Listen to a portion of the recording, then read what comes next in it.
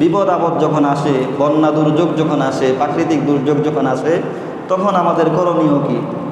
সর্বপ্রথম করণীয় হচ্ছে রাসূলুল্লাহ সাল্লাল্লাহু আলাইহি ওয়াসাল্লাম যখন কোনো প্রাকৃতিক দুর্যোগ দেখতেন, যখন কোনো মহামারী দেখতেন অথবা সুনামি দেখতেন, এই সমস্ত বিপদ আপদ যখন রাসূলুল্লাহ সাল্লাল্লাহু আলাইহি ওয়াসাল্লাম দেখতেন, তখন রাসূল পাক সাল্লাল্লাহু আলাইহি ওয়াসাল্লাম সাহাবায়ে কেরামদেরকে তাওবা ইস্তেগফার করার জন্য বলতেন। কি করতেন?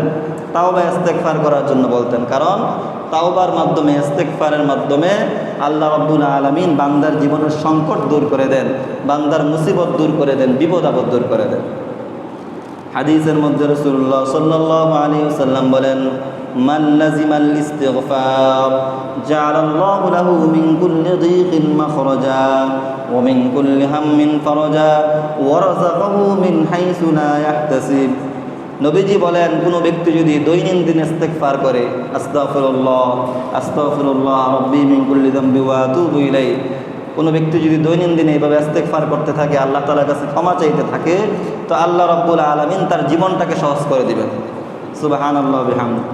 এবং তার সমস্ত রকমের চিন্তা পেরেশানিকে আল্লাহ তাআলা দূর করে দিবেন।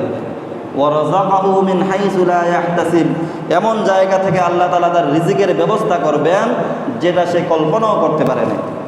সুবহানাল্লাহ বিহামদি। এজন্য রাসূলুল্লাহ সাল্লাল্লাহু আলাইহি ওয়াসাল্লাম বেশি বেশি ইস্তেগফার করতেন। আল্লাহ নবী সাল্লাল্লাহু আলাইহি সাল্লামের জীবনে কোনো গুনাহ আছে নাকি? কোনো গুনাহ নেই। তারপরও রাসূলুল্লাহ সাল্লাল্লাহু আলাইহি সাল্লাম বেশি বেশি ইস্তেগফার করতেন উম্মাহকে শিক্ষা দেওয়ার জন্য। যাই হোক, বিপদ আপদ, প্রাকৃতিক দুর্যোগ, বন্যা সুনামি হলে সর্বপ্রথম আমাদের যে কাজটা করতে হবে সেটা হচ্ছে আল্লাহ তাআলার কাছে তাওবা করতে হবে, ইস্তেগফার করতে হবে। 2 নাম্বার, আল্লাহ রাব্বুল আলামিনের কাছে দোয়া করতে হবে। বৃষ্টি যেমন আমাদের জন্য রহমত হয়, আবার কখনো কখনো বৃষ্টি, অতিবৃষ্টি আমাদের জন্য আযাবও হয়। বলেন ঠিক কিনা? বৃষ্টি যেভাবে রহমত হয়, বৃষ্টি আবার অতিবৃষ্টি কখনো কখনো আমাদের জন্য আযাবও হয়। এজন্য রাসূলুল্লাহ সাল্লাল্লাহু আলাইহি ওয়াসাল্লামের হাদিসের দিকে যদি আমরা তাকাই, তাহলে 2টা বিষয় আমরা দেখব। আল্লাহ নবী সাল্লাল্লাহু আলাইহি ওয়াসাল্লাম কখনো বৃষ্টির জন্য দোয়া করেছেন, আবার কখনো বৃষ্টি বন্ধ হওয়ার জন্যও দোয়া করেছেন। হাদিসের মধ্যে আসছে রাসূলুল্লাহ সাল্লাল্লাহু আলাইহি ওয়াসাল্লাম বলতেন, বৃষ্টির সময় আসলে যখন বৃষ্টি হতো, তো আল্লাহ নবী সাল্লাল্লাহু আলাইহি ওয়াসাল্লাম বলতেন, আল্লাহুম্মা সায়্যিবান নাফিআ, আয় আল্লাহ আপনি আমাদেরকে উপকারী বৃষ্টি দান করেন। কি করেন? উপকারী বৃষ্টি দান করেন। আবার রাসূলুল্লাহ সাল্লাল্লাহু আলাইহি ওয়াসাল্লাম বৃষ্টি বন্ধ হওয়ার জন্য দোয়া করেছেন।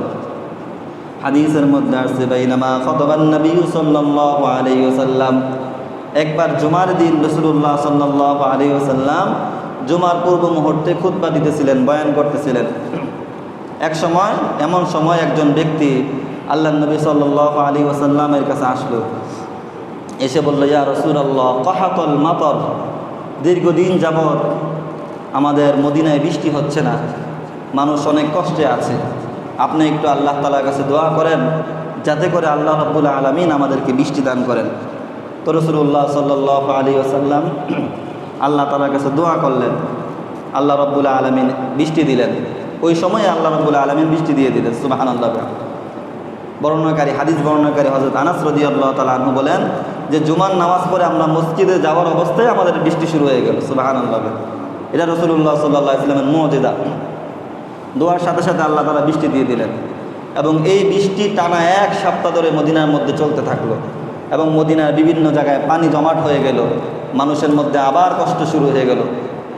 হযরত আনাস রাদিয়াল্লাহু তাআলা হাদিসে বর্ণনাকারী তিনি বলতেছেন যে ওই ব্যক্তি অথবা অন্য একজন ব্যক্তি পরের জুমায় আবার রাসূলুল্লাহ সাল্লাল্লাহু আলাইহি ওয়াসাল্লামের কাছে উপস্থিত হয়ে বলল, ইয়া রাসূলুল্লাহ, আল্লাহ তাআলা এত বৃষ্টি দিয়েছেন যার কারণে আমাদের অনেক বেশি কষ্ট হচ্ছে, আপনি একটু আল্লাহ রাব্বুল আলামিনের কাছে দোয়া করেন যেন আল্লাহ তাআলা বৃষ্টিটা বন্ধ করে দেন।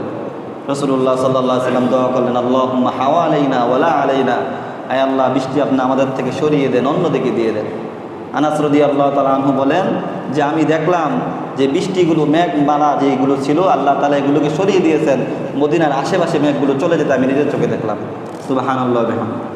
তাহলে বৃষ্টি কখনো মানুষের জন্য কল্যাণকর হয়, আবার কখনো অকল্যাণকর হয়। এই জন্য রাসূলুল্লাহ সাল্লাল্লাহু আলাইহি ওয়াসাল্লাম সবসময় বৃষ্টি আসলে উপকারী বৃষ্টির জন্য আল্লাহ নবী সাল্লাল্লাহু আলাইহি ওয়াসাল্লাম দোয়া করতেন। বজ্রপাত হলে রাসূলুল্লাহ সাল্লাল্লাহু আলাইহি ওয়াসাল্লাম দোয়া করতেন, আল্লাহুম্মা লা তাখতুলনা বিগদাবিকা ওয়া লা তুহলিকনা বিআযাবিকা ওয়া আফিনা ক্বাবলা যালিক, আয় আল্লাহ আপনি আমাদেরকে আপনার আযাবের মাধ্যমে, আপনার শাস্তির মাধ্যমে আপনি আমাদেরকে ধ্বংস করে দিয়েন না, বরং আপনি আমাদেরকে হেফাজত করেন। তাহলে বিপদ আপদের সময় 2 নম্বর করণীয় হচ্ছে আল্লাহ তাআলার কাছে বেশি বেশি দোয়া করা, যেন আল্লাহ রাব্বুল আলামিন আমাদের থেকে বিপদ আপদ দূর করে দেন। বিশেষভাবে বৃষ্টির সময় দোয়া কবুল হয়, এটা হয়তো আমরা অনেকে জানি না। বৃষ্টি যে সময় হইতে থাকে সেই সময় আল্লাহ রাব্বুল আলামিন বান্দা দোয়া করলে সেই দোয়া আল্লাহ তাআলা কবুল করেন। তাহলে 2 নম্বর করণীয় হচ্ছে আমরা আল্লাহ তাআলার কাছে দোয়া করব। 3 নম্বর হচ্ছে বিপদ আপদ আসলে, বন্যা মুসিবত দুর্যোগ আসলে আমরা ধৈর্য হারা হব না, বরং আল্লাহ তাআলার কাছে সবর করব এবং আর এই সবরের বিনিময়ে আল্লাহ রাব্বুল আলামিনের কাছে আমরা জান্নাতের কামনা করব। কারণ বিপদ আপদ দিয়েছে আল্লাহ তাআলা আমাদেরকে পরীক্ষা করার জন্য যে আমরা ধৈর্য ধারণ করে কিনা। 4 নম্বর, বিপদ আপদ যখন আসে তো আমরা যে যারা ভালো মানুষ থাকি, আমাদের যখন বন্যা হয়, এক জায়গায় বন্যা হচ্ছে, এক জায়গায় দুর্যোগ হচ্ছে, আশেপাশে যে সমস্ত মানুষ থাকে তাদের উচিত হলো এই বন্যাগ্রস্ত মানুষদেরকে, দুর্যোগগ্রস্ত মানুষদের সাহায্যে এগিয়ে যাওয়া। এটা সাধারণ কোনো বিষয় না, বরং রাসূলুল্লাহ সাল্লাল্লাহু আলাইহি ওয়াসাল্লাম বলেছেন, ওয়াল্লাহু ফি আউনিল আবদ মা কানাল আবদু ফি আউনি আখি। আল্লাহ রাব্বুল আলামিন তার বান্দাকে ততক্ষণ পর্যন্ত সাহায্য করতে থাকেন যতক্ষণ পর্যন্ত বান্দা তার ভাইয়ের সহযোগিতায় এগিয়ে যায়। আপনি একজন মানুষকে সাহায্য করবেন, অটোমেটিক আল্লাহ রাব্বুল আলামিন আপনাকে অন্য দিক থেকে সাহায্য করবেন। সুবহানাল্লাহ বিহামদিহি। এজন্য বিপদগ্রস্ত মানুষের সাহায্যে সবসময় এগিয়ে যাওয়া। অন্য এক হাদিসে রাসূলুল্লাহ সাল্লাল্লাহু আলাইহি ওয়াসাল্লামের কাছে একজন সাহাবী প্রশ্ন করলেন, ইয়া রাসূলুল্লাহ, আইয়ুন নাসি হাব্বু ইলাল্লাহি তাআলা, আল্লাহ তাআলার কাছে সবচেয়ে পছন্দনীয় বান্দাকে? আমরা সকলেই তো আল্লাহ তাআলার বান্দা, কিন্তু এই সমস্ত বান্দাদের মধ্যে আল্লাহ তাআলার কাছে সবচেয়ে পছন্দনীয় বান্দাকে? রাসূলুল্লাহ সাল্লাল্লাহু আলাইহি ওয়াসাল্লাম বললেন, আনফাউহুম লিন্নাস, মানুষদের মধ্যে যারা অন্য মানুষের উপকার করে বেশি, তারা আল্লাহ তাআলার কাছে সবচেয়ে বেশি পছন্দনীয়। আজকাল তো একজন আরেকজনের ক্ষতি করার পিছনে লেগে থাকে, তাকে হিংসা করে, তার গীবত করে, তার চুগলখুরি করে, কোনো মানুষ প্রমোশন পেলে তাকে কিভাবে নামিয়ে দেওয়া যায়, বিভিন্ন রকম ষড়যন্ত্র করে একজন আরেকজনের ক্ষতি করার চেষ্টা করে। মনে রাখবেন, এরা আল্লাহ তাআলার কাছে প্রিয় বান্দা না, বরং রাসূল বলে দিয়েছেন ক্ষতি না। যদি একজন মানুষ আরেকজনের উপকার করে, যে ব্যক্তি উপকার করবে সেই আল্লাহ তাআলার কাছে সবচেয়ে বেশি পছন্দনীয় বান্দা। সুবহানাল্লাহ। এজন্য যারা দুর্যোগের মধ্যে আছে, বিপদের মধ্যে আছে, তাদের সাহায্য সহযোগিতা এগিয়ে যাওয়া। রাসূলুল্লাহ সাল্লাল্লাহু আলাইহি ওয়াসাল্লাম নিজে ব্যক্তি জীবনে বহু মানুষদেরকে, অভাবগ্রস্ত মানুষদেরকে আল্লাহর নবী সাল্লাল্লাহু আলাইহি ওয়াসাল্লাম সাহায্য করতেন। রাসূলুল্লাহ সাল্লাল্লাহু আলাইহি ওয়াসাল্লামের কাছে একবার রাসূলুল্লাহ সাল্লাল্লাহু আলাইহি ওয়াসাল্লাম যখন মদিনায় ছিলেন, একটা কাফেলা আসলো, একটা জামাত আসলো, যে জামাতের পায়ে কোনো জুতা ছিল না, সদর ঢাকা ছাড়া বাকি অংশে কোনো কাপড় ছিল না।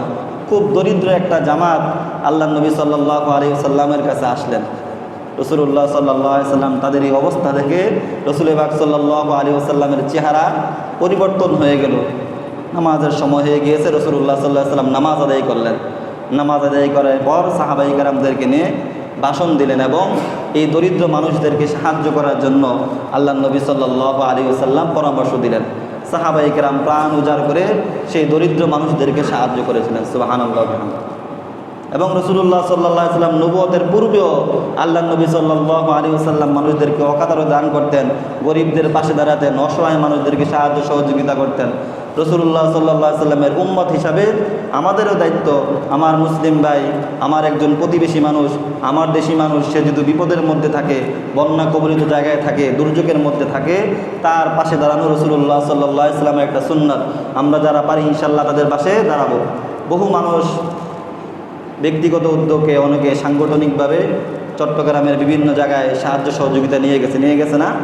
আমরা যারা পারি নাই অথবা এখনই নিয়ে নিতে পারি না, ব্যক্তিগতভাবে হোক, সাংগঠনিকভাবে হোক, অথবা কয়েকজন মিলে আমরা যে যেভাবে পারি তাদের পাশে দাঁড়ানোর চেষ্টা করবো ইনশাআল্লাহ। আল্লাহ রাব্বুল আলামিন আমাদের সকলকে এই বিষয়গুলো বোঝার ও আমল করার তৌফিক দান করুন। আমিন। ওয়া মা আলাইনা ইল্লাল বালাগ।